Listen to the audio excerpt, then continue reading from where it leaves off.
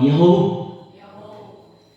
Yang saya hormati Ibu Kepala Sekolah SMP Negeri 2 Tugaloyo, Bapak Ibu Guru Penggerak Angkatan ke-9 di SMP Negeri 2 Tugaloyo, dan seluruh Bapak Ibu guru di SMP Negeri 2 Tugaloyo yang telah berkenan hadir di tempat ini. Puji syukur kita panjatkan kasih Tuhan, di mana hari ini kita sudah diberi kekuatan sehingga kita pada hari ini bisa berkumpul di tempat ini dalam rangka melaksanakan sebuah kegiatan yang berjudul Aksi Nyata Modul 1.4 mengenai diseminasi budaya positif di SMP Negeri 2 Tugaloyo oleh Bapak Ibu Guru Penggerak Angkatan ke-9 di tahun ini. Baik Bapak Ibu, untuk kita menjalankan kegiatan kita pada hari ini, ada beberapa rangkaian acara yang sudah dipersiapkan. Izinkan kami menyampaikannya kepada kita. Acara pelaksanaan diseminasi budaya positif di SMP Negeri 2 Tugaloyo. Acara yang pertama, pembukaan. Kedua, menyanyikan lagu Indonesia Raya. Yang ketiga, kata sambutan dari kepala sekolah. Yang keempat, acara inti. Dan yang kelima adalah acara penutup. Baik Bapak Ibu hadirin sekalian, mari kita memulaikan acara kita pada hari ini. Sekarang kita masuk di acara yang pertama, yaitu pembukaan. Untuk acara pembukaan, di sini kita akan menyerahkan diri kita ke dalam tangan Tuhan. Untuk itu saya mengajak kita semua untuk berdoa sesuai dengan agama dan kepercayaan kita masing-masing. Berdoa dimulai.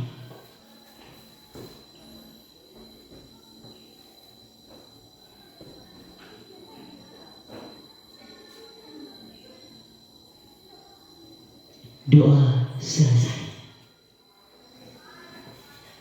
Baik Bapak Ibu, sekarang kita masuk di acara kedua, menyanyikan lagu Indonesia Raya. Untuk menyanyikan lagu Indonesia Raya, saya mengundang seluruh hadirin untuk bangkit berdiri untuk bersama-sama menyanyikan lagu Indonesia Raya.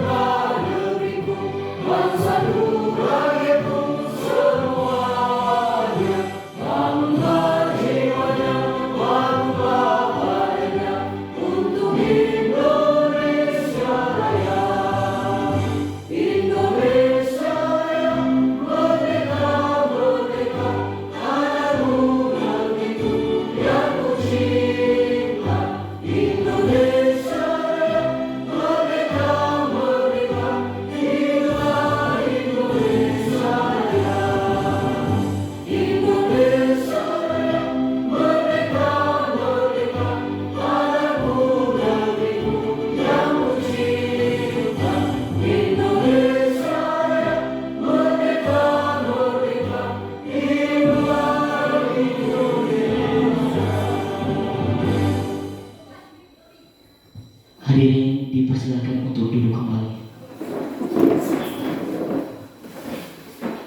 Sekarang kita mulai yang ketiga, itu sambutan yang disampaikan oleh Kepala SMP Negeri Tugaloyo kepada Ibu Kepala Sekolah. Kami persilakan. Bagaimana kebiasaan-kebiasaan kita di sekolah ini, Tentu ini adalah gerakan-gerakan yang dimulai oleh calon guru penggerak, hal-hal positif. Ya, kalau memang selama ini masih ada kekurangan, masih ada kelemahan, maka dengan adanya calon guru penggerak yang angkatan 9 ini adalah perdana dan pertama di sekolah kita, maka saya berharap bahwa ini sudah ada perubahan. Adanya Bapak Ibu yang menjadi penggerak di sekolah kita, bukan hanya sebagai penggerak untuk sekolah atau khusus siswa saja, tidak. Tetapi saya juga mau mengajak ya, Bapak Ibu calon guru penggerak ini untuk menggerakkan Bapak Ibu guru yang sudah hadir di sini. Kita sekitar 10 orang Bapak Ibu guru yang sudah hadir di sini. Maka saya harapkan bahwa ada kerjasama yang baik. Tentu ke depan ini juga ada Bapak Ibu guru yang menjadi calon guru penggerak yang akan angkatan 11. Maka ini juga adalah bentuk kerjasama yang baik untuk kita. Hal positif yang sudah dimulai, maka mungkin bisa kita kembangkan bersama. Terutama ini sudah ada perubahan, ya. Sudah ada beberapa perubahan kita melihat dengan adanya calon guru penggerak ini. Saya sendiri sebagai pimpinan sangat senang dan bahagia. Maka kepada Bapak Ibu untuk tetap semangat menjalankan tugas dan tanggung jawab ini yang telah kita terima, dan supaya ke depan sekolah kita ini benar-benar memiliki perubahan menjadi budaya-budaya atau memiliki kebiasaan-kebiasaan yang positif, terutama dalam karakter peserta didik. Maka ini budaya-budaya yang harus kita ubah. Kalau memang selama ini karakter peserta didik ini masih di bawah standar, maka dengan adanya guru atau calon guru penggerak ini, maka bisa berubah menjadi karakter-karakter yang memiliki nilai positif. Mungkin itu saja secara singkat sambutan saya dari awal sampai akhir. Nanti kegiatan ini kami sangat mendukung dan hadir di tempat ini. Semoga Bapak Ibu yang menjadi calon guru penggerak bisa dapat sukses sehingga ditetapkan menjadi guru penggerak. Demikian saya sapa kita semua, ya Allah. Tadi penjelasan dari Bapak narasumber yang pertama. Sebelum kita masuk di narasumber yang kedua, mari kita beri tepuk tangan sekali lagi kepada Bapak yang sudah sungguh luar biasa. Oke, baik. Sekarang kita memberikan kesempatan kepada Ibu yang menjadi calon penggerak, guru penggerak di SMP Negeri 2 Tegal Oyo. Kepada Ibu kami persilakan.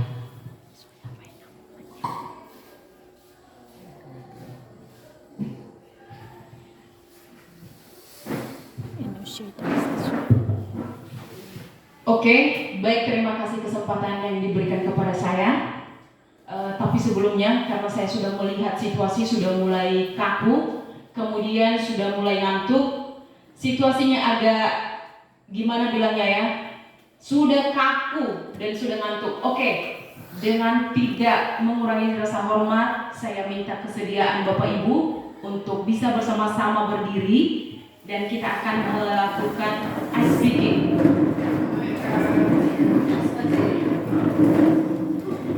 Oke, yang pertama dulu, kalau seandainya saya sapa Bapak Ibu guru, saya bilang selamat pagi, maka jawab Bapak Ibu guru adalah pagi-pagi, semangat, yes, ya. Sekali lagi ya, kalau seandainya saya sapa Bapak Ibu guru, selamat pagi, maka jawabnya adalah pagi-pagi, semangat, yes. Oke, bisa kita coba? Baik Bapak Ibu guru. Selamat pagi.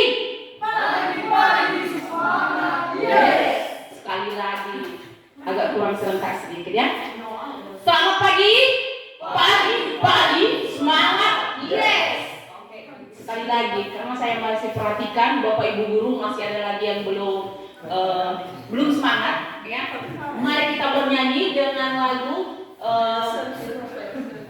Belajar Pancasila. Tahu semua lagunya? Tahu. Oke. Baik. Belajar Pancasila.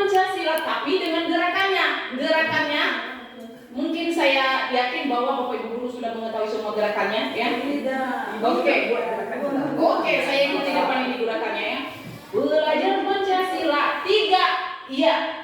Belajar Pancasila, beriman dan bertakwa pada Tuhan Yang Esa dan berakhlak mulia, berkebinekaan global, gotong royong mandiri, kreatif dan bernalar kritis. Oke, sekali lagi ya.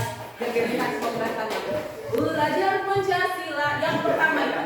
Belajar Pancasila, beriman dan bertakwa. Ini kita menyesuaikan ya sesuai dengan kita masing-masing. Kalau ibu bolehlah seperti ini. Belajar Pancasila, beriman dan bertakwa pada Tuhan Yang Esa dan berakhlak mulia, berkebinekaan global, gotong royong mandiri, kreatif dan bernalar kritis. Oke. Sekali lagi. Belajar Pancasila 3. Ya. Belajar Pancasila, beriman dan bertakwa pada Tuhan Yang Esa dan berakhlak mulia, berkebinekaan global, gotong royong mandiri, kreatif dan bernalar kritis. Oke. Bagaimana masih semangat Bapak Ibu? Masih kurang satu lagi. Bisa sekali lagi? Oke. Kita coba sekali lagi ya. Belajar Pancasila, tapi kita lebih semangat lagi ya. Semangat kepada kita. Ya. Belajar Pancasila 3. Ya. Belajar Pancasila, beriman dan bertakwa pada Tuhan Yang Esa dan berakhlak mulia, berkebinekaan global, gotong royong mandiri, kreatif dan bernalar kritis. Oke, bagaimana tidak? Oke.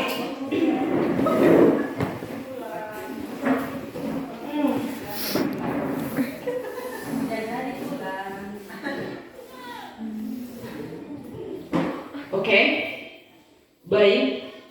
Saya harap bahwa kita sudah duduk di tempat kita masing-masing. Sebelum saya memulai topik saya, yang pertama dulu yang saya hormati Ibu Kepala Sekolah SMP Negeri 2 Tugalaoyo, yang saya hormati Bapak Wakil Kepala Sekolah SMP Negeri 2 Tugalaoyo, yang saya hormati Bapak Ibu guru yang telah merelakan waktunya, yang sudah bersedia untuk mendengarkan ataupun bersama-sama dalam pembahasan kami diseminasi di SMP Negeri 2 Tugalaoyo. Sebelum saya masuk pada topik sebenarnya adalah saya mau memperkenalkan diri dulu. Nama saya adalah Liana Dedi. Saya calon guru penggerak angkatan ke-9 di SMP Negeri 2 Tugalaoyo, Kabupaten Nias Utara. Topik kita pada hari ini adalah budaya positif, konsep disiplin positif dan motivasi. Konsep inti budaya positif di sini ada beberapa, ada 8. Yang pertama adalah perubahan paradigma belajar, dan yang kedua motivasi perilaku manusia, yang ketiga keyakinan kelas, dan yang keempat disiplin positif, kelima posisi kontrol guru, keenam nilai-nilai kebajikan, ketujuh kebutuhan dasar manusia, dan yang terakhir segitiga restitusi. Mari kita sama-sama memperhatikan Bapak Ibu. Satu-satu kita bahas dulu mengenai paradigma belajar. Kita dulu tahu bahwa pembelajaran paradigma baru atau kurikulum mereka merupakan pembelajaran yang berorientasi pada penguatan kompetensi dan pengembangan karakter yang sesuai dengan dimensi profil pelajar Pancasila. Profil pelajar Pancasila di sini ada 6, makanya tadi sudah kita nyanyikan secara bersama-sama bahwa yang pertama adalah beriman bertakwa kepada Tuhan Yang Maha Esa dan berakhlak mulia. Yang kedua adalah mandiri, dan yang ketiga bergotong royong, yang keempat adalah berkebinekaan global, dan yang keempat dan yang kelima bernalar kritis, dan yang terakhir adalah kreatif. Di pembahasan kita nanti semuanya ini akan menyangkut kesemuanya profil Pancasila. Mari kita satu-satu bahas. Yang pertama adalah motivasi perilaku manusia. Yang pertama adalah mengenai hukuman. Tadi sudah dibahas sebelumnya bahwa hukuman ini perlu kita hindari oleh Bapak Ibu guru. Kemudian yang kedua adalah penghargaan atau imbalan. Karena sering kita Bapak Ibu guru memberi imbalan, terutama kepada siswa atau peserta didik kita, kalau seandainya sudah mereka mengerjakan tugas ataupun merupakan sesuatu yang lebih dari temannya, maka sering kita iming-iming bahwa mereka mendapatkan sesuatu. Maka di sini nanti kemudian sebelumnya tadi bahwa kita semua mendengarkan bersama bahwa kita harus menghindari itu Bapak Ibu guru, karena dia tidak bersifat jangka panjang tetapi hanya bersifat jangka pendek. Kemudian yang ketiga adalah menjadi orang yang mereka inginkan dan menghargai diri sendiri dengan nilai-nilai yang mereka percaya. Kenapa nomor 3 ini harus kita memilih Bapak Ibu guru? Dari ketiga motivasi perilaku manusia dalam mewujudkan disiplin positif, yang harus kita tanamkan dalam murid-murid adalah motivasi yang nomor 3. Kenapa? Karena dengan memiliki motivasi tersebut, mereka telah memiliki motivasi intrinsik yang berdampak jangka panjang, motivasi yang tidak akan terpengaruh pada adanya hukuman atau hadiah. Mereka akan tetap berperilaku baik dan berlandaskan nilai-nilai kebajikan karena mereka ingin menjadi orang yang menjunjung tinggi nilai-nilai yang mereka hargai. Itu alasannya Bapak Ibu. Kemudian kita masuk pada keyakinan kelas. Tadi sudah dibahas bersama kenapa kita harus memiliki memilih keyakinan. Kenapa bukan peraturan? Saya hanya ingin menambahkan saja Bapak Ibu, karena menurut kita kalau keyakinan kita terkadang kita, dan ini sering kita lakukan, kalau kita berdoa, mungkin yang bagian agama lebih mengetahui ini. Kalau kita mengungkapkan doa dengan ada ucapan terakhir amin, maka artinya adalah setuju atau saya yakin bahwa Tuhan akan menjawab doa saya. Makanya selalu kita yakin pada doa kita. Makanya di akhir doa itu ada kata amin. Kenapa? Karena keyakinan berasal dari batin kita sendiri. Kemudian kalau dia peraturan, kenapa peraturan? Hanya memihak pada satu orang saja, karena dia berasal, contohnya seperti saya wali kelasnya, ini hanya sebagai contoh ya, maka saya memberikan peraturan apa yang saya mau, apa yang saya senangi, maka itu peraturan yang saya berikan kepada siswa. Makanya di kurikulum Merdeka kita membahas bahwa harus keyakinan, harus yang berasal dari diri siswa itu sendiri. Dia meyakini bahwa dia bisa melaksanakan peraturan itu. Makanya kita harus memilih keyakinan, bukan peraturan. Kemudian dalam pembuatan keyakinan kelas ya, ada beberapa poin yang harus kita perhatikan, bahwa keyakinan kelas hendaklah bersifat lebih abstrak. Kedua, keyakinan kelas dituliskan berupa pernyataan-pernyataan universal. Ada tadi contoh yang sudah diberikan oleh teman saya CDP. Kemudian pernyataan keyakinan kelas senantiasa dibuat dalam bentuk positif. Kemudian keyakinan kelas hendaknya tidak terlalu banyak sehingga mudah diingat. Kemudian dipahami oleh semua warga kelas, bukan hanya kita Bapak Ibu guru, tetapi seluruh warga kelas. Kalau bisa seluruh pihak sekolah. Kemudian keyakinan kelas sebaiknya sesuatu yang dapat diterapkan di lingkungan sesuai dengan kondisi. Kemudian kita pada masuk disiplin positif. Berdasarkan Ki Hajar Dewantara menyatakan bahwa untuk mewujudkan murid yang merdeka, murid harus memiliki disiplin yang kuat yang berasal dari dirinya ataupun berasal dari luar diri. Maka kita sebagai pendidik tugasnya adalah membimbing siswa untuk memiliki disiplin diri yang berasal dari dirinya sendiri. Siswa dalam melakukan disiplin positif tidak terlepas dari motivasi yang ingin dicapai oleh siswa itu sendiri. Kemudian di sini kita membahas, ada poin yang paling penting di sini adalah 5 kebutuhan dasar manusia. Di sini yang pertama adalah belonging, dan yang kedua adalah power, kemudian yang ketiga fun, yang keempat adalah survival dan freedom. Di sini kita bahas, mungkin ini guru bahasa Indonesia, bahasa Inggris yang paling mengerti ini ya, karena kita masih kurang kalau bahasa asing. Satu-satu kita bahas. Semuanya yang kita lakukan adalah usaha terbaik kita untuk mendapatkan apa yang kita inginkan. Ketika kita mendapatkan apa yang kita inginkan, sebetulnya saat itu kita sedang memenuhi satu atau lebih dari satu kebutuhan dasar kita, yaitu kebutuhan untuk bertahan hidup atau survival. Kemudian cinta dan kasih sayang, love and belonging, kebebasan adalah freedom, kesenangan atau fun, dan kekuasaan atau power. Satu-satu kita bahas. Ketika seorang murid melakukan suatu perbuatan yang bertentangan dengan nilai-nilai kebajikan atau melanggar peraturan, hal itu sebenarnya dikarenakan mereka gagal memenuhi kebutuhan dasar mereka. Untuk lebih jelasnya, mari kita lihat satu persatu kelima kebutuhan dasar ini. Yang pertama adalah kebutuhan bertahan hidup atau survival. Kebutuhan yang bersifat fisiologis untuk bertahan hidup, misalnya kesehatan, rumah, dan makanan.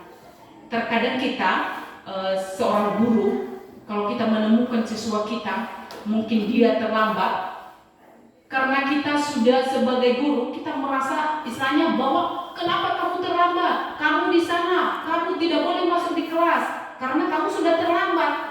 Nah, sebenarnya posisi kita sebagai Bapak Ibu guru, bahwa sebenarnya kita dulu tanya kenapa dulu dia bisa terlambat. Apakah dia sudah karena gara-gara sudah makan atau belum? Perlu kita tanyakan dulu. Makanya di pembahasan budaya positif ini sebenarnya berkaitan. Ada tadi keyakinan kelas itu, kemudian lanjut ke restitusi. Maka sebelumnya dulu kita harus tahu apa itu kebutuhan hidup seorang manusia, apa kebutuhan dasar manusia. Kalau memang sudah terpenuhi, mulai dari kebutuhan bertahan hidup, apakah dia sudah terpenuhi, maka otomatis peserta didik kita juga akan merasa nyaman dan mereka juga lebih memilih untuk mendisiplinkan diri. Ini yang pertama. Yang kedua adalah cinta dan kasih sayang. Kita tahu dulu bahwa kebutuhan untuk mencintai dan memiliki meliputi kebutuhan akan hubungan dan koneksi sosial, kebutuhan untuk memberi dan menerima kasih sayang, dan kebutuhan untuk merasa menjadi bagian dari suatu kelompok. Kebutuhan ini juga meliputi keinginan untuk terhubung dengan orang lain, seperti teman, keluarga, pasangan hidup, teman kerja, dan kelompok di mana kita tergabung. Anak-anak yang memiliki dasar cinta dan kasih sayang yang tinggi biasanya ingin disukai dan diterima lingkungannya. Mereka juga akrab dengan orang tuanya. Biasanya mereka belajar karena suka pada gurunya. Sering kita juga temui ini pada peserta didik kita, ya, karena mereka ada salah satu bapak ibu guru yang menyayangi mereka. Contohnya mungkin wali kelas mereka, maka mereka lebih memilih untuk belajar di situ. Kenapa? Karena sudah mereka dapatkan kebutuhan tadi. Apa kebutuhannya? Cinta dan kasih sayang dari seorang guru. Ya, maka mereka menyenangi. Oh, saya mau belajar sama bapak ibu itu. Saya mau belajar sama ibu guru itu. Kenapa? Dia sudah tahu apa yang saya mau. Dia sudah memenuhi apa kebutuhan yang saya butuhkan. Ya, jadi di situ kita tahu bahwa cinta dan kasih sayang itu merupakan kebutuhan seorang manusia. Masuk kita pada nomor 3 adalah penguasaan atau kebutuhan pengakuan atas kemampuan. Sering kita kaitkan ini adalah pujian, ya. Contohnya kalau seandainya siswa kita dia sudah melaksanakan apa yang terbaik, apa yang merasa kita sudah melaksanakan yang terbaik, maka sering kita melakukan, kamu luar biasa nak, kamu sudah hebat.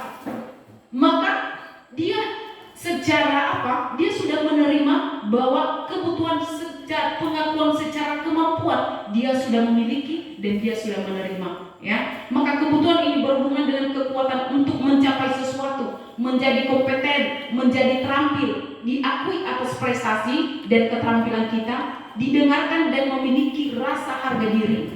Anak-anak yang memiliki kebutuhan dasar akan kekuasaan yang tinggi biasanya selalu ingin menjadi pemimpin. Mereka juga suka mengamati sebelum mencoba hal baru. dan merasa kecewa bila melakukan kesalahan. Ini biasanya kalau mereka sudah mendapatkan yang namanya penguasaan. Kemudian yang keempat adalah kesenangan, kebutuhan untuk merasa senang. Ya, di sini kebutuhan ini mencari kesenangan, bermain dan tertawa. Bayangkan hidup tanpa kenikmatan apapun, betapa menyedihkan. Anak-anak dengan kebutuhan dasar kesenangan yang tinggi biasanya ingin menikmati apa yang dilakukan. Mereka juga konsentrasi tinggi saat mengerjakan hal yang disenangi. Ya, kemudian yang terakhir adalah kebebasan, kebutuhan akan pilihan, ya. Dan ini sering kita jumpai pada peserta didik dan sering kita lihat bahwa kebebasan ini yang mereka pilih sebenarnya. Makanya kita sebagai Bapak Ibu guru, kita dituntut harus hanya menuntun kita sebagai Bapak Ibu guru, bukan menuntut tetapi menuntut. Bagaimana kita menghidupi seorang anak kecil, mulai dari kecil kita harus memberi kasih sayang, bagaimana menuntun dia supaya bisa berbicara, bagaimana kita menuntun dia supaya bisa berdiri. Maka seperti itu juga kita kepada peserta didik kita. Kita menuntut, bukan menuntut, ya.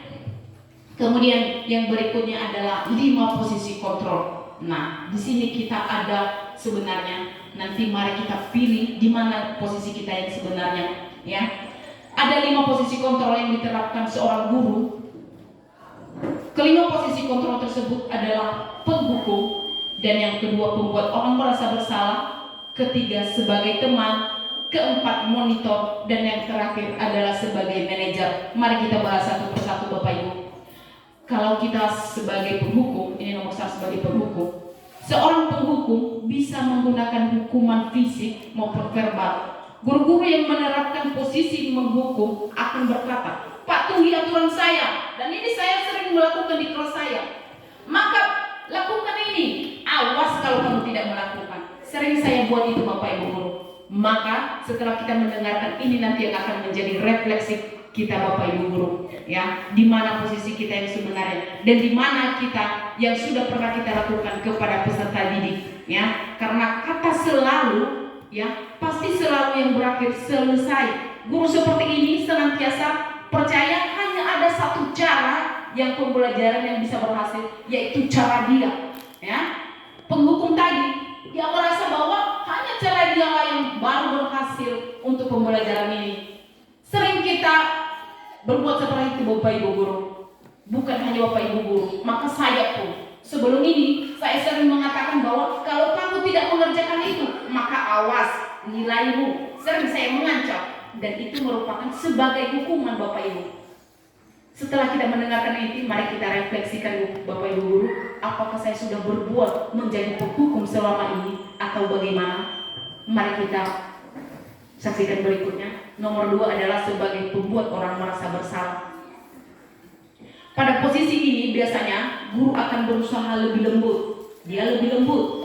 Pembuat orang merasa bersalah akan menggunakan keheningan yang membuat orang lain merasa tidak nyaman, bersalah atau rendah diri. Kata-kata yang keluar dengan lembut akan seperti contohnya, ya, ibu kecewa dengan kamu, kenapa kamu tidak mengerjakan tugasmu? Ya, ibu kecewa sekali dengan kamu. Berapa kali ibu harus memberitahu kamu, ya?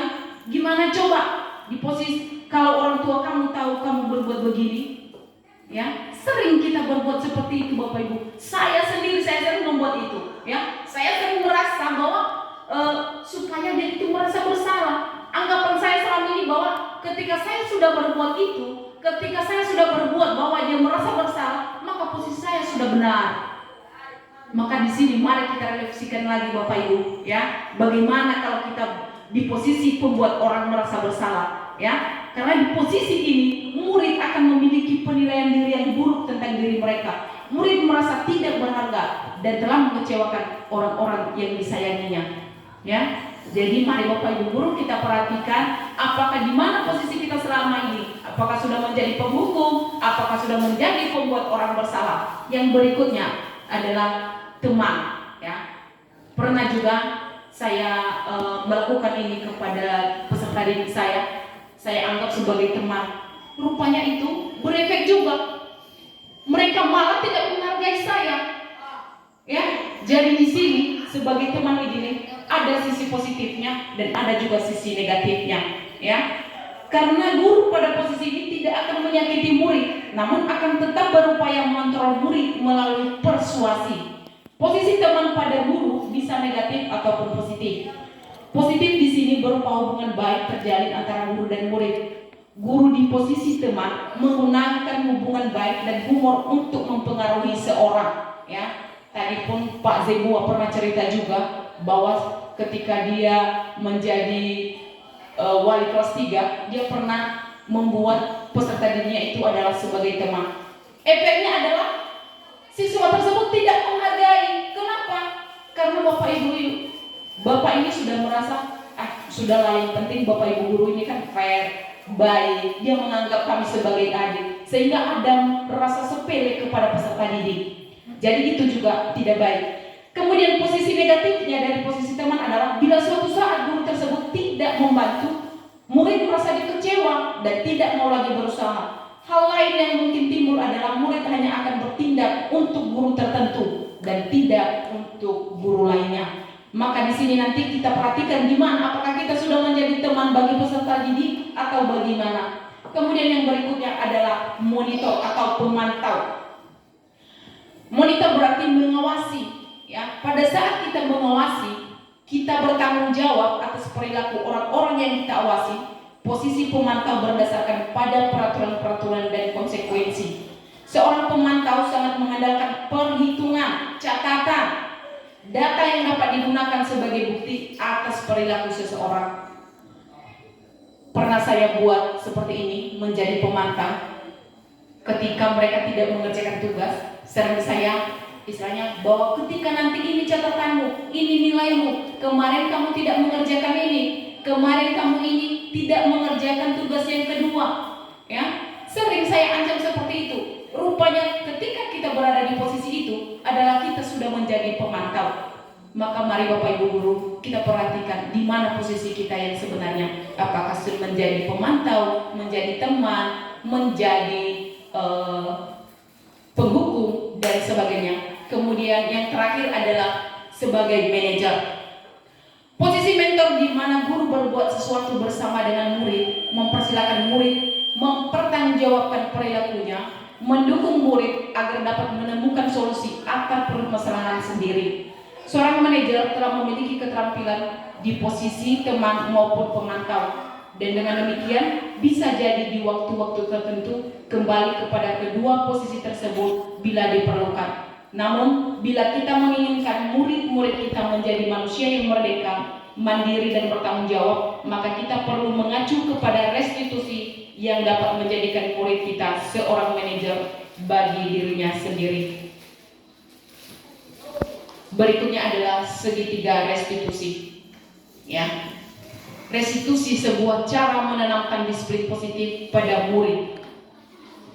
Restitusi adalah proses menciptakan kondisi bagi murid untuk memperbaiki kesalahan mereka sehingga mereka bisa kembali pada kelompok mereka dengan karakter yang lebih baik. Ini menurut para ahli adalah Gosen tahun 2004. Restitusi juga adalah proses kolaboratif yang mengajarkan murid untuk mencari solusi untuk masalah dan membantu murid berpikir tentang orang seperti apa yang mereka inginkan dan bagaimana mereka harus memperlakukan orang lain.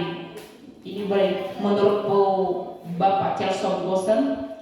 Restitusi membantu murid menjadi lebih memiliki tujuan, disiplin positif, dan memulihkan dirinya setelah berbuat salah. Melalui restitusi, ketika murid berbuat salah, guru akan menanggapi dengan cara yang memungkinkan murid untuk membuat evaluasi internal tentang apa yang dapat mereka lakukan untuk memperbaiki kesalahan mereka dan mendapatkan kembali harga dirinya. Restitusi menguntungkan korban, tetapi juga menguntungkan orang yang telah berbuat salah. Ya, di sini restitusi bukan untuk menebus kesalahan. Ya, seperti tadi sudah dijelaskan oleh teman saya CGP bahwa dalam menyelesaikan masalah peserta didik kita harus, inilah solusinya, tidak harus menjadi penghukum, tidak harus membuat orang bersalah, dan tidak juga harus menjadi pemantau. Jadi posisinya adalah kita berlakukan restitusi kepada peserta didik kita. Ini hanya pada kesalahan-kesalahan tertentu. Ini hanya pada masalah-masalah tertentu. Kalau seandainya sudah ke tingkat, ini sesuai levelnya, karena kalau sudah ke tingkat yang lebih tinggi lagi, contohnya seperti pelecehan ataupun sudah mencuri, maka kita naikkan lagi. Bukan hanya restitusi lagi yang diperlakukan kepada peserta didik kita, tetapi bergunalah kolaborasi. Di mana kita gunakan kolaborasinya? Antara pihak sekolah dan orang tua siswa. Baru naik lagi.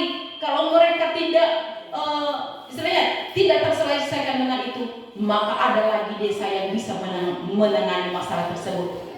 Kemudian berikutnya adalah kita akan menuntun bagaimana cara menyelesaikan restitusi segitiga.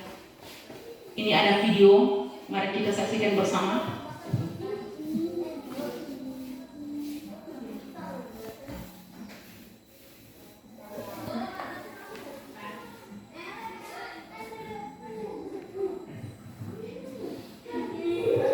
Mari kita saksikan bersama Bapak Ibu Guru bagaimana segitiga restitusi yang sebenarnya. Ya.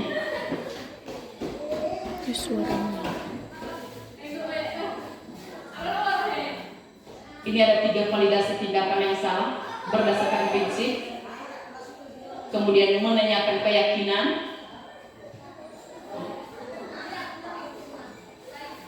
kemudian masuk kita pada kasus, ya, di mana syaratnya tidak menerima pekerjaan yang selalu dicontek, ya. Skenario penyelesaian masalah menggunakan restitusi, ya kan? Ya Bu, saya kesal karena sekarang sudah saya contek Bu. Oh iya, wajar bisa dengar. Lalu apa yang kamu lakukan sama si Yesi? Saya kesal dan membentasnya Bu. Pasti kamu berbuat seperti itu ada alasannya ya? Ya Bu, mereka harus bekerja saya dicontek semua. Untuk sudah saya sementara, dia tidak mempercayakan sendiri Bu. Baik, nah, wajarlah kamu tidak pernah seperti yang dicontoh dengan urusannya. Ibu sangat menghargai tindakan kamu tidak berbuat lebih buruk daripada itu. Misalnya bukti, mengaku dan lain-lainnya. Sekarang coba kita pikirkan. Tindakan kamu marah dan membuat kelasnya, apakah sudah sesuai dengan keyakinan kelas kita? Nah, kira-kira keyakinan kelas apa yang sudah kita lakukan yang sudah kita lakukan? Ya, mulai sesama dan baik-baik sama Menghargai dan menyayangi teman itu kan tidak dari kamu. Penting Bu. Kalau menurut penting, keyakinan apa yang harus kamu lakukan ketika kamu sedang marah? menyayangi teman dan memperbaiki Bu. Kamu bersedia memperbaiki masalah ini? Lalu tindakan apa yang kamu lakukan? Nak? Lebih bersabar dan menahan emosi Bu. Kalau ada teman yang mengerti, saya akan melakukannya sebagai pembelajaran.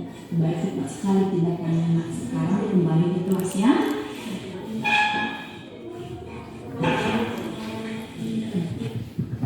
Baik, dari video yang kita saksikan bersama tadi, bahwa bagaimana cara menyelesaikan atau menggunakan restitusi segitiga. Yang pertama adalah kita menanyakan kesalahannya, ya. Kita menanyakan kesalahan, baru menstabilkan dan baru menanyakan keyakinan, ya. Yang pertama adalah menanyakan kesalahan dan yang kedua adalah menstabilkan emosi ataupun menanyakan kenapa bisa terjadi.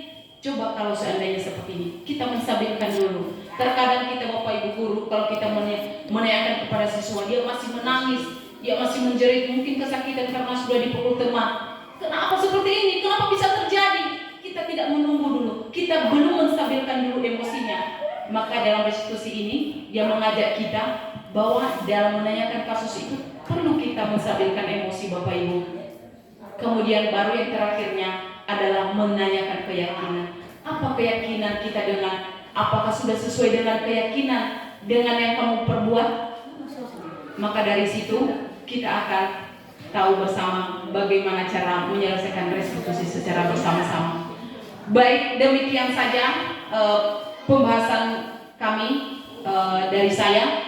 Saya ucapkan mohon maaf apabila ada kesalahan. dan selebihnya saya serahkan kepada moderator. Terima kasih. Saya sapa kita dalam Nias, bahasa Nias ada Yaomu. Baik, Bapak Ibu, Baik, terima kasih. Ini nanti langsung penutup ya. Tidak ada lagi acara setelah ini kan. Nah, jadi begini Bapak Ibu, sebelum kita masuk pada penutup maka ada yang mau kami sampaikan. Pertama dulu, terima kasih yang sebesar-besarnya atas segala antusias, partisipasi, sumbangsi, waktu, tenaga dan lain sebagainya dalam menyukseskan aksi nyata diseminasi budaya positif di lingkungan SMP Negeri 2 Tuggalolo. Kemudian berikutnya yang kami sampaikan adalah kami juga berdoa supaya tetap dan terus didukung, karena tanpa kita semua maka kami tidak bisa berbuat apa-apa. Kemudian bukan hanya sampai besok, tapi sampai selamanya ini kita selalu bersama-sama. Karena sekolah kita ini adalah sebenarnya sudah memasuki bebannya sudah terlalu banyak. Karena kenapa? Level kita sudah sangat tinggi dan kita upayakan kepada Bapak Ibu semua supaya bisa mengikuti kegiatan ini. Tolong kami himbau, kami memberikan motivasi supaya kita bisa mengikuti pendidikan guru penggerak. Di sini kemarin sudah dibuka angkatan 11, kemudian angkatan berikutnya nanti pasti dibuka lagi. Kenapa Bapak Ibu? Karena dalam sekolah yang sudah level mandiri berbagi itu seharusnya diharapkan semua guru-guru harus sudah guru penggerak. Karena kan kita sudah level berbagi. Jadi ini adalah beban kita. Sebenarnya dengan kami menjadi seperti ini juga termasuk beban. Tapi apalagi ketika sekolah kita sudah level mandiri berbagi. Jadi mau tidak mau tidak ada lagi alasan. Misalnya Ibu Leo nih kami dengarkan. Jadi ada sedikit pengunduran diri. Jadi di sini kami mengajak Bapak Ibu rekan-rekan, tolong kita gunakan kesempatan tulang-tulang seperti ini. Jangan dulu kita memikirkan jangka panjangnya, tetapi kita menikmati dulu yang saat ini sedang berlangsung. Jadi kalau saya juga seperti di posisi Ibu, saya tidak memikirkan, saya tidak bisa pindah karena kita tidak tahu. Siapa tahu nanti 2 tahun, 3 tahun ke depan itu memang Ibu tidak boleh pindah karena mungkin ada keterikatan seperti itu di daerah kita seperti. Bukan dalam arti ini ya Bu, tetapi ini hanya semacam motivasi. Begitu juga dengan Bapak Ibu yang lain. Silakan kita mengikuti pendidikan guru penggerak ini, karena kita sudah diberikan beban sebenarnya. Kemudian berikutnya adalah kegiatan ini kami sampaikan bukan hanya semata-mata untuk mengambil dokumentasi saja sebenarnya Bapak Ibu, tetapi harus ada nanti tindak lanjut kita di sekolah. Jadi ini nanti kami kembalikan kepada kita pihak sekolah, bagaimanakah kita menanggapi diseminasi budaya positif ini di lingkungan sekolah, dan kita upayakan supaya harus ada nanti aksi nyatanya Bapak Ibu, kita buat secara bersama-sama, karena di setiap pendampingan kita nanti kita selalu disurvei oleh pengajar praktik dan melihat apa saja budaya positif yang sudah dibuat. Jadi di sini kami memiliki pesan, di sini kami sampaikan bahwa ini bukan semata-mata untuk menyelesaikan tugas kami, modul kami, tetapi ini adalah untuk sekolah kita juga. Harus ada harus ada tindak lanjut dan respon dari kita semua. Jadi begitu juga dengan pas nanti giliran orang Bapak, kami juga selalu mendukung nantinya. Jadi intinya di sini kita selalu saling berkolaborasi. Jadi untuk menutup maka kami tidak punya apa-apa.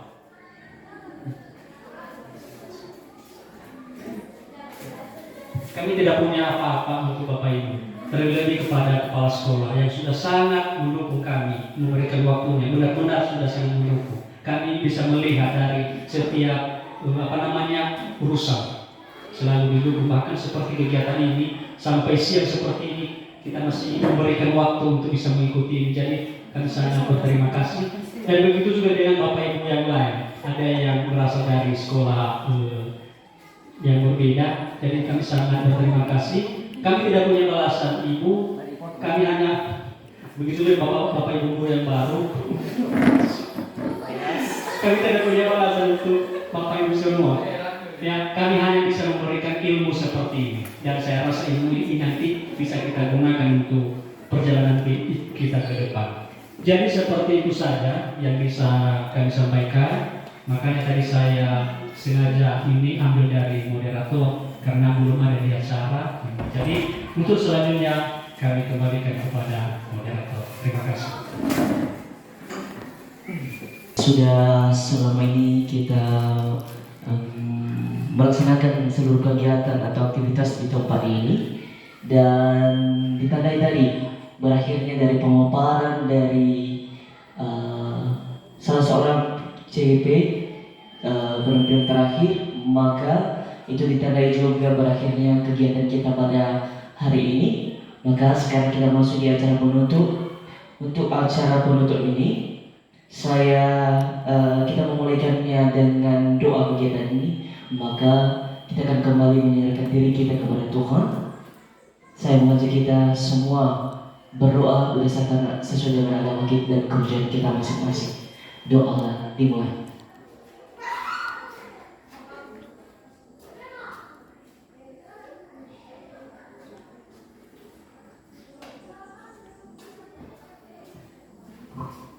Doa selesai.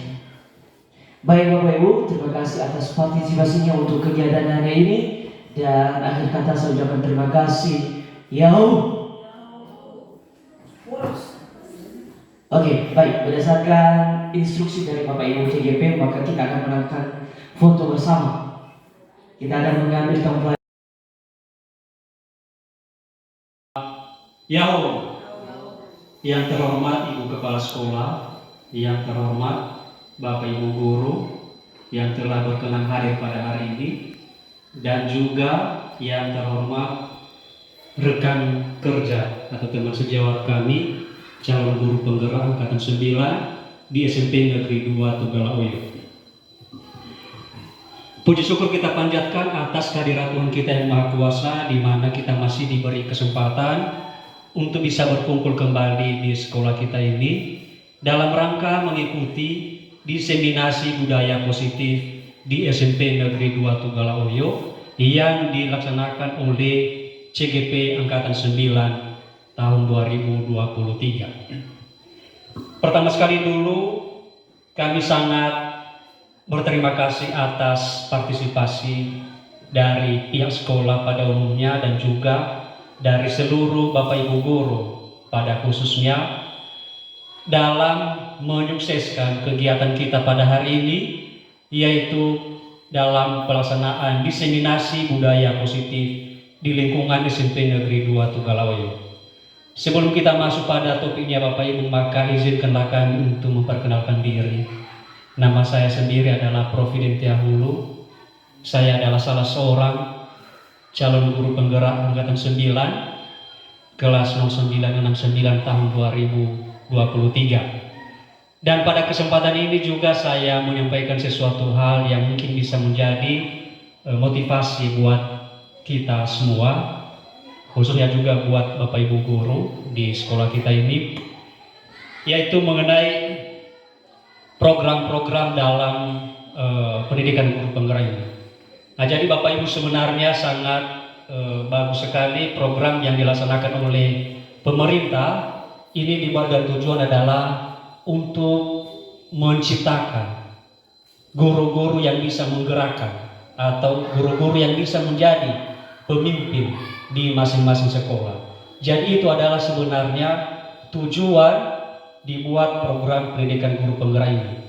Jadi di sini kita dulu buang jauh-jauh pemikiran, pemahaman yang menyatakan bahwa begitu selesai guru penggerak maka kita dapat insentif atau tunjangan yang bisa menunjang karir kita sebenarnya. Tetapi di sini dulu jangan kita dulu pikirkan itu, tetapi yang kita pikirkan adalah marilah kita menjadi profesional di bidang kita masing-masing.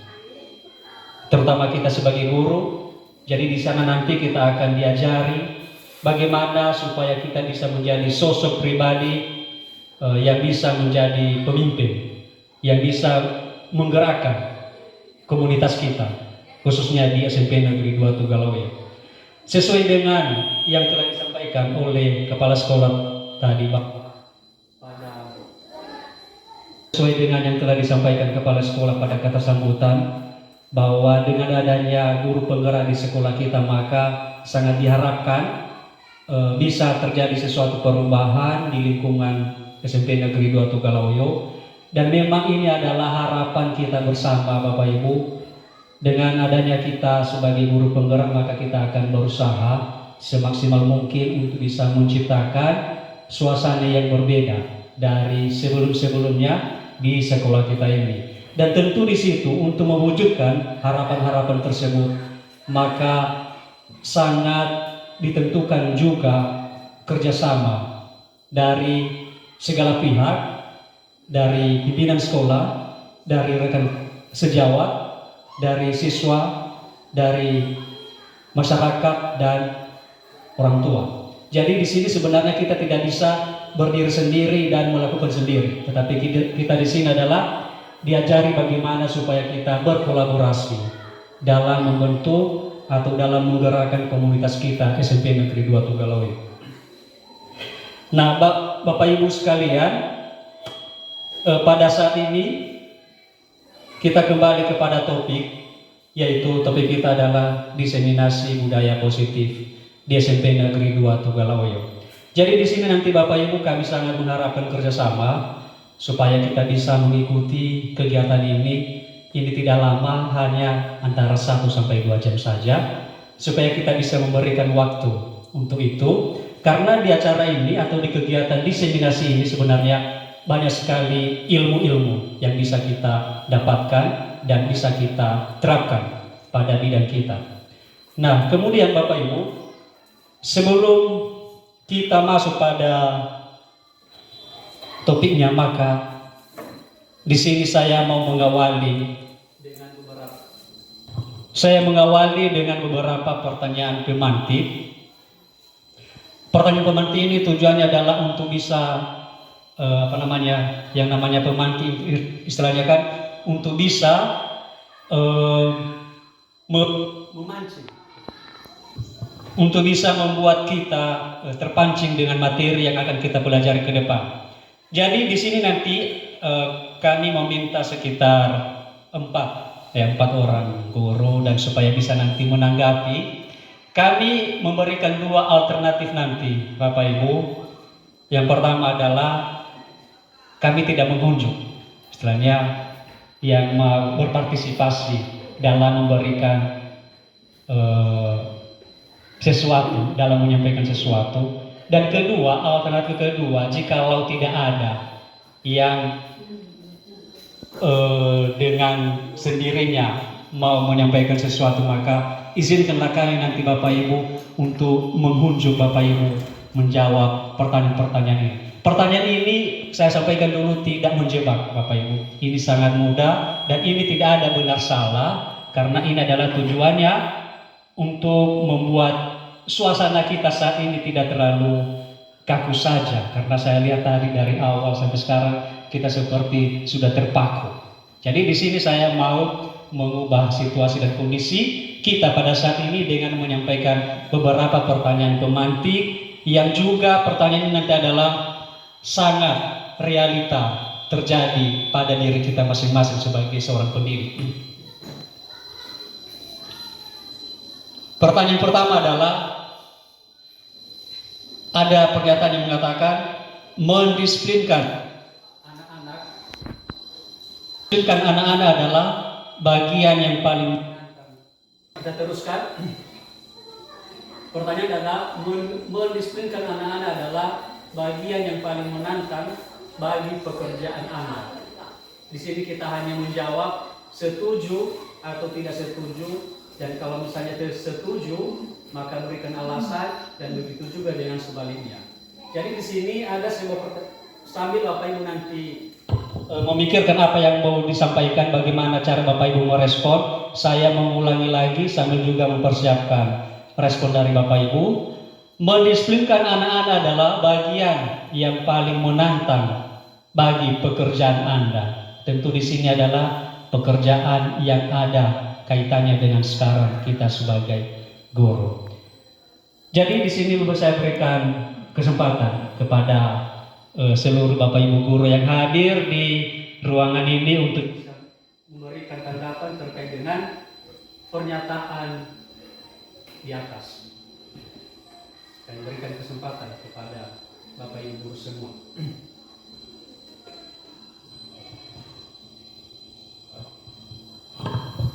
Baik Bapak Ibu, kalau seandainya tidak ada yang mau menyampaikan, tapi terpaksa izinkan saya memilih sendiri dari diantara Bapak Ibu semua mengenai pernyataan pertama, itu mendiskusikan anak adalah bagian yang paling menantang bagi pekerjaan Anda. Jadi di sini saya minta dari rekan kami Pak Herman, minta kesediaan rekan Pak Herman untuk bisa menanggapi apakah setuju atau tidak setuju dengan pernyataan di atas. Diberikan kesempatan.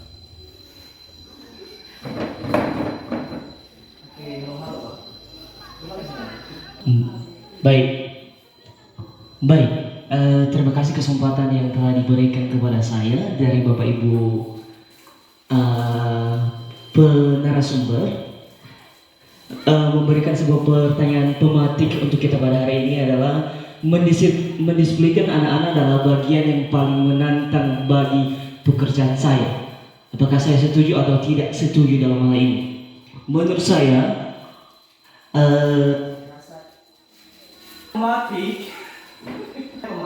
mendisiplinkan anak-anak adalah bagian yang paling menantang bagi pekerjaan saya.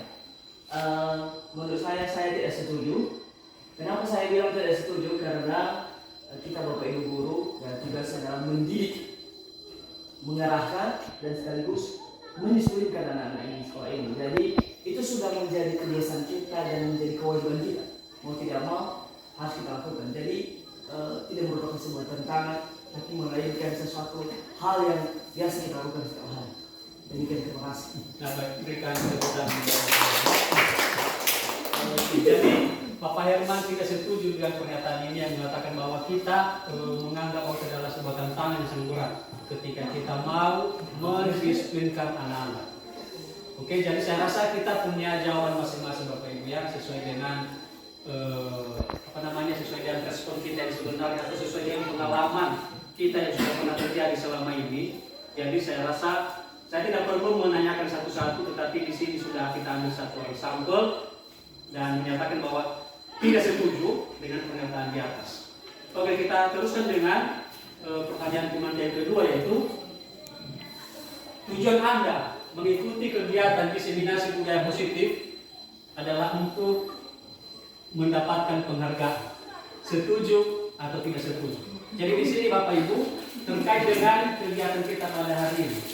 Tentu sebelum kita melaksanakan kegiatan kita pada hari ini, maka terlebih dahulu kan kami sudah menyampaikan informasi. Jadi pada saat ini tentu pasti ada sesuatu yang terlintas pertama sekali di pikiran kita masing-masing Bapak Ibu terkait dengan kegiatan ini, dan salah satunya itu motivasi kita untuk mengikuti kegiatan ini. Jadi kira-kira kita pasti punya, Bapak Ibu semua yang hadir di dalam ruangan ini pasti punya alasan tersendiri, motivasi tersendiri kenapa kita mengikuti kegiatan diseminasi budaya positif yang dilaksanakan pada hari ini. Jadi di sini saya sebagai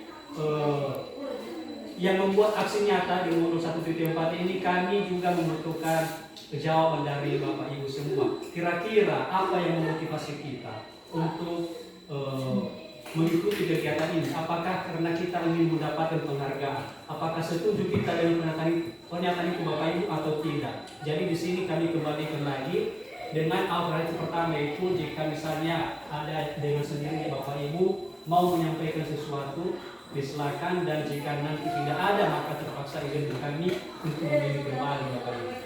Diberikan waktu.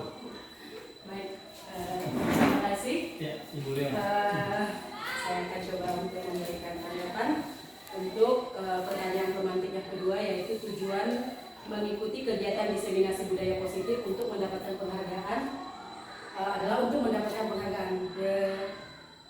Untuk pernyataan itu saya tidak setuju, karena tujuan saya untuk mengikuti kegiatan hari ini adalah ingin mencoba untuk mengetahui sedikit apa yang sudah Bapak Ibu CGP dapatkan di pendidikan itu. Kami juga pengen intip apa aja sih budaya diseminasi disiplin ini untuk sekolah ini. Hanya itu sih. Kalau untuk penghargaan saya rasa bukan, karena tidak ada juga penghargaan yang kami dapat.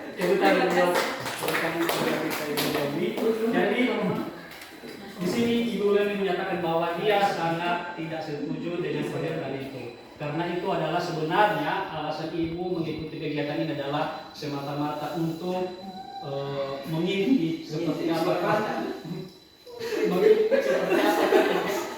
ilmu-ilmu atau pengalaman-pengalaman yang telah kami dapatkan selama mengikuti pendidikan guru penggerak. Dan terima kasih bagus sekali respon dari Bapak Ibu semua, dan tentu di sini juga kita punya motivasi yang berbeda-beda Bapak Ibu semua. Jadi itu kita simpan saja dulu di dalam hati. Sekarang kita akan teruskan dengan pertanyaan pemantik yang ketiga. Kira-kira apa pertanyaannya? Apakah ini lebih apa lagi tingkatannya dengan pertanyaan kedua atau bagaimana?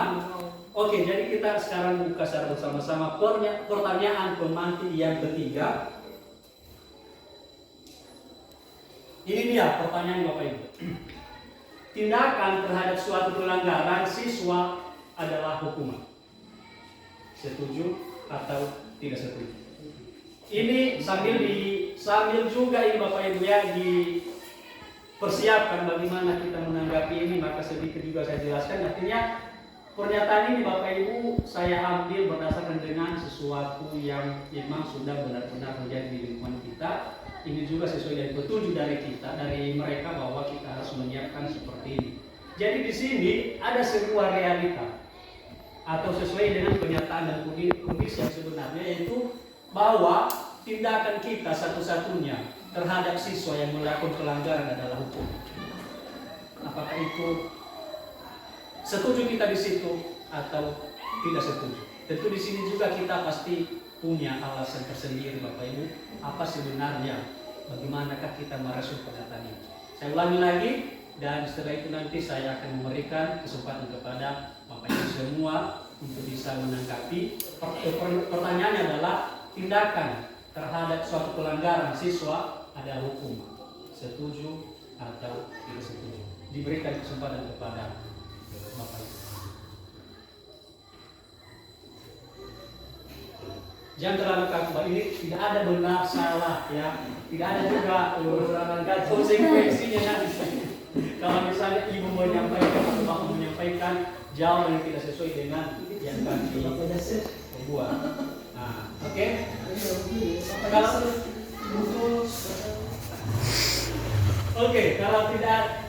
Kalau tidak ada, maka terpaksa kami akan memilih. Izinkan kami Bapak Ibu. Di sini dulu kami mohon maaf, bukan kami menggurui kita di sini, tetapi kita hanya berbagi saja pengalaman yang telah kami dapatkan di PGT ini. Kami memberikan kesempatan kepada rekan kami, Bapak Departemen dulu.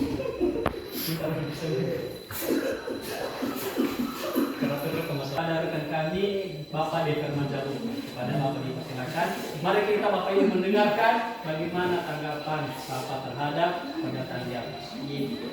Ya baik, menanggapi pertanyaan semantik, di mana pertanyaannya adalah tindakan terhadap suatu pelanggaran siswa adalah hukuman. Kalau menurut saya itu saya tidak setuju, karena kita adalah sebagai seorang guru, tentu yang kita hadapi adalah siswa.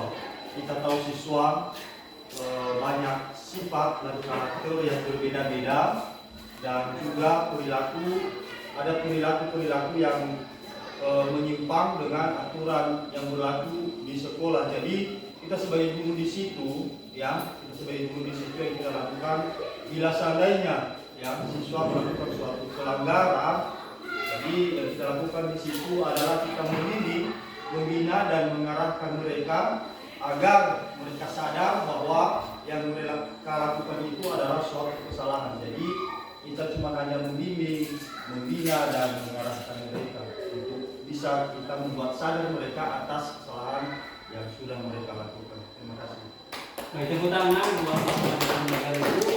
Jadi di sini Bapak Sandi tidak setuju dengan pernyataan di atas yang menyatakan bahwa tindakan terhadap suatu pelanggaran terhadap siswa adalah hukuman. Nah, baik, tentu di sini juga Bapak Ibu kita masih tetap punya alasan tersendiri karena ini adalah sering kita jumpai dengan banyaknya siswa kita yang membuat pelanggaran. Lalu bagaimanakah sebenarnya tindakan kita? Kemudian pertanyaan pemantik yang terakhir. Jadi di sini nanti kami sangat mengharapkan supaya langsung bisa ditanggapi oleh yang mau menanggapi. Oke, pertanyaannya itu memaafkan murid yang melakukan kesalahan adalah tindakan yang salah. Setuju kita atau tidak setuju? Kembali kami berikan kesempatan kepada Bapak Ibu sambil memikirkan bagaimana kita merespon pernyataan ini di atas yang menyatakan bahwa dengan kita memberikan maaf kepada murid yang telah melakukan kesalahan, maka itu merupakan tindakan yang salah.